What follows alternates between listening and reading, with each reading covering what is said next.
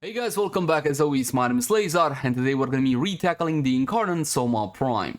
The Seven Crimes of Kullervo update didn't bring just another melee Warframe and a couple of other additions as well, it also brought some changes to the Incarnon Soma Prime. Now in the initial review, which you should definitely see if you want to understand everything about the weapon, I criticized the decision of not enabling the Hata Satya. Thankfully the developers saw reason and enabled it for the weapon. Not only that, they also touched up a couple of incarnations which were honestly quite weak. Soma Prime's Incarnon form fire now triggers Hata Satya. They're also looking at the Latron's double tap and Kunai's stockpile blight augments. Hopefully they're going to be enabling those as well, especially for the Latron. That one will be quite juicy.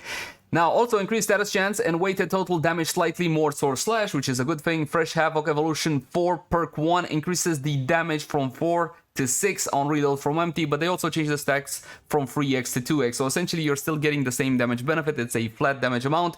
It's just easier to stack. It's not an actual buff per se, it's more of a quality of life thing. Elemental Balance Evolution 4 perk 2 has been replaced with Fatal Affliction. Elemental Balance was absolute garbage. It set your status chance from 10% to 24%, and that's kind of it. Honestly, it was a waste of space. 40% damage per status affecting the target. Now, the problem with talents such as this one is the fact that they don't seem to be applying their damage buff correctly, or they haven't before the 7 Crimes of Kullervo patch. Normally, they would just give you 40% on the base damage of the weapon. Sometimes they would work correctly, and sometimes they wouldn't, but there you go. And finally, the last talent zeroed in, which was the best in slot before this update, and it's still gonna be best in slot after this update. Increases critical damage from 0.4 to 0.6. This was a bit of an underwhelming talent, but it still was the best out of the weak options that we had. When it comes to the Incarnon Soma, you're still looking at talents that don't read as powerful as some of the other Incarnon weapons, but that does not mean that this weapon is weak. As for the build itself, we're gonna have to make room for the Hata Satya, which was the whole point of this quote-unquote buff. Critical chance at the base is 10% on the Incarnon form, so if I am to mod for Hata Satya and critical delay, 700%, but my base again is only 70, so do bear that one in mind. What am I gonna get? 70% extra, fantastic, but then again, it's 70% extra only with the Hata Satya fully stacked up. So you see, as I mentioned in the initial review, it's not a humongoid buff. The enabling of the Hata Satya on the Incarnon Soma Prime wouldn't make a huge difference, it just simply would offer you a bit more leeway when it comes to modding. And you know what, the build is fairly crowded as it is. I mean, take a look, there's a lot of other mods that I could be using. For example, a Rivet mod, since the disposition on this one is still 3 out of 5. The problem is, again, I don't have a whole lot of space. What are you gonna drop? Galvanized Aptitude works well, Galvanized Chamber, you can't drop that. Vital Sense, you can't drop that. What you can drop, however, is either one of the crit mods. No, we're not dropping the crit. I know you want to see a lot of crit. Fine. We're keeping both the crit mods. And you can drop the vital. But if you drop the vital, then you're going to need a secondary primer, or you're going to have to rely on the Panzerwurfpfeiler to get your vital procs, which is a pretty terrible idea to begin with, because she's not overly reliable, but it's still gonna work. So you can do something like this. Get yourself your Bane mod. We're gonna be hitting the Corrupted, so we're gonna go for Prime Bane of the Greener. And in the last slot, you can go for Fire Rate, for example, because again, you have an absolutely humongous magazine. And you're gonna say Prime Shred, right?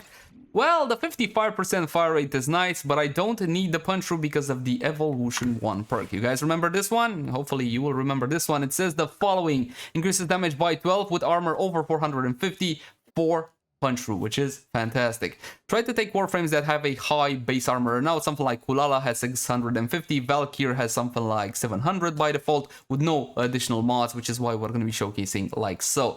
Because the other option at level 1, as you should remember, was just some Overguard, which can be useful, especially considering the changes that Pablo said they're going to be implementing. We're going to be getting an Overguard gate.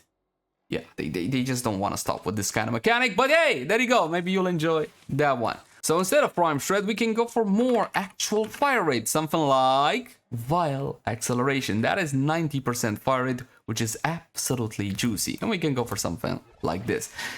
Now, we're not going to go through the entire build, we're going to go like so, we're going to pop over the Panzerwurfpfeiler for the vital procs. You can also use a secondary epitaph or whatever else you want. The gameplay style of priming targets to me isn't really all that fun. I prefer my weapons to be capable of destroying their targets all on their own, especially considering that a build such as this is not really going to work all that well if you're going to be heading on over to Steel Path Circuit. You're not going to get access to the weapons you want specifically, and you're not going to get access to a companion either, so you're up a creek without a paddle when it comes to the vital procs. But hey, maybe you're lucky and you get an epitaph or a nuke or something like that as a secondary. We're gonna go like so for the sake of demonstration. We're gonna be spawning in 165 corrupted heavy goons with the steel path modifier enabled, yes? And we're gonna see what this weapon can do now with the Hata Satya, like so. Oh, that fire rate is so good.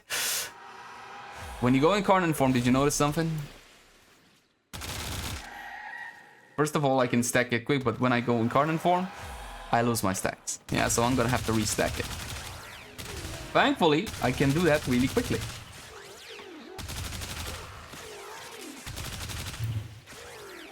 I don't know how to tell you, but it was doing this before. They're gonna say, oh, so amazing, so powerful. It was doing this before. The level of performance is pretty similar because you see, just because the developer decided that, hey, yeah, we should have enabled the Hata Satya the butt on it, doesn't necessarily mean you're getting it for free. You are making a compromise. You are taking a mod out and putting another mod in. So you're not gonna get flat power without any cost, especially considering that you should really use a Riven mod for this one. If you're gonna be using a Riven mod, as I said before and as you saw, the build is pretty cramped. So if it's pretty cramped, make sure that your Riven has an element on it, right? So you can replace something like the Toxin mod. If your Riven has something like Toxin on it, then it becomes a whole lot more flexible and a whole lot more easier to use. That was without viral, yes, because the full profile is freaking lazy. Look at that, 22 dead. And I've been keeping my Hata Satya up for the entire duration almost. It's very easy to stack it. So there you go, my friends. That's the kind of performance you can expect. This is a fantastic single target weapon. The Hata Satya on or off doesn't make a huge difference, but I know you guys wanted to see the updated build. And let's head on over to the Path of Steel so we can have a bit of fun and maybe destroy an Acolyte as well. But if we're gonna be destroying an Acolyte, you know the problem with Acolytes, right? If I'm gonna be hitting them with a weapon that essentially does most of its damage by applying slash to them and viral, well, it's not gonna be going so great. If you're gonna be fighting Acolytes, or if you want a weapon that destroys Acolytes, what we need to do is focus on raw damage. And you know how to build a weapon if you watch the initial guide. But if you don't, I'm gonna give you a crash course. Now, if we're fighting the Corrupted, it stands to reason to keep the Bane of the Corrupted, but it doesn't do anything to an Acolyte, and again, we're making an Acolyte Destroyer, so it actually looks good on camera. So there you go, we're gonna be taking this one off. Hata Satya will be kept on the build because, again, I feel like this is the whole point of what we're doing right now. Corrosive on the weapon, ideally you should use the 290 mods, and we're gonna be going with Primary Deadhead over Primary Merciless in this case. Now, about that Acolyte. Welcome to the Void, my friends. Now let's see what the Incarnon Soma Prime can do with a raw damage build and the Hata Satya. Though I still wouldn't build raw damage like this, I would keep it with the initial recipe, but hey, that's just me. As you can see, the weapon is going to be able to tear through targets without any issue whatsoever, just like in the Simulacrum, because again, in the Sim now you have the Steel Path modifier, so it's not a huge difference when it comes to the actual performance. By all intents and purposes, those targets were significantly tougher. But these targets are moving in an actual gameplay scenario, I get it. There you go, something of the sort. Even bombards die really easily, even though against those you should really build for radiation, just like you build versus the Archon, for example. Now I can keep on shooting those targets, and I think I will until an Acolyte shows up. And when the Acolyte shows up, I'll just cue to gameplay. I just lightly tap my trigger and everything before me gets absolutely shreked. Oh, and by the way, the orange crits that you saw, Arcane Avenger, gentlemen. Oh, a flash! Hopefully it's not the Stalker. It's kind of sad nowadays that when you get a flash, you're like, oh, I hope it's not the Stalker.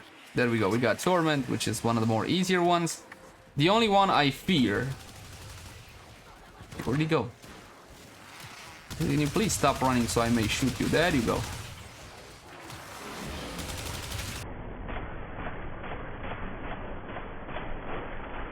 Is the bubble guy. Now the performance again is pretty good. You're gonna be able to destroy Acolytes really easily, as you saw there, as long as they stand still long enough for you to shoot them. But this is a hit scan weapon, so the actual gameplay experience is pretty smooth. And that's pretty much it. Time to draw some conclusions. The Hata Satya should have been enabled from the get-go. There is no reason to. This does not make this weapon overpowered or anything of the sort. It just gives you a bit more option. If you like crit and playing with crit, why shouldn't you be able to do it? It's very easy to stack the Hata Satya in the Incarnon form because of the huge multi-shot. Essentially, this is now a pretty precise shotgun. The gameplay experience is pretty good. The power level is very good for a single target weapon. The only thing that the weapon does not have is AoE, but outside of that, single target potential, yes. Usability, yes. Ease of use, yes. Accessibility, yes. What more do you want? What more do you want?